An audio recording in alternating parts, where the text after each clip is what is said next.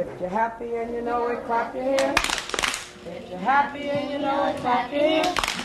If you're happy and you know it and you really want to show it. If you're happy and you know it, clap your hands. I think we've been sold a bill of goods on IQ. The mystique that your intellectual capacities are what's going to carry you through life.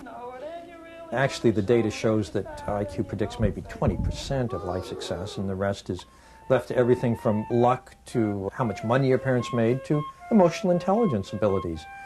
In terms of life success, IQ just isn't enough. Emotional intelligence describes a different way of being smart. It's not the cognitive intelligences that we're used to thinking of as all of intelligence. It's not math ability, it's not verbal fluency and so on. It's how you handle your emotional life and how you handle other people. It includes things like handling impulse, which is the core of emotionality. One of the most wonderful findings I came upon in researching my book, Emotional Intelligence, was the marshmallow test, which was done in the 60s at Stanford University by Walter Mischel and his students.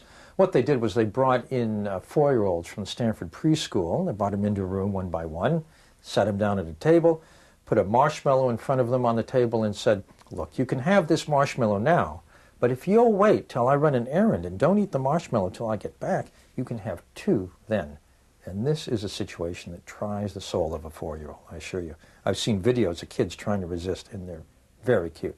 They do everything to ignore the marshmallow. Some kids sniff it. Some kids try to dance around the room and pretend it doesn't exist at all. And some kids just grab for that marshmallow. About a third of the kids grabbed the marshmallow immediately, and about a third held out and waited and got 2 later.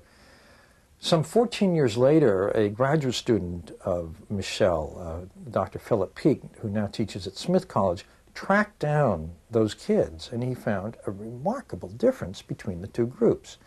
Those children who grabbed for the marshmallow were, compared to the others, emotionally unstable. That is, they were much more upset by stress and couldn't concentrate well when the pressure was on.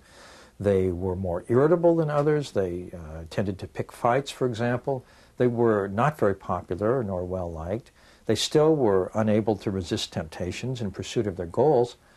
The others who waited for the marshmallow showed quite the opposite picture. They're emotionally quite stable. They're very popular, still able to withstand temptation and resist impulse in pursuit of their goals. The most striking difference, though, was that those who waited now, as they graduated from high school, had a 210-point advantage on their SAT scores compared to the kids who grabbed.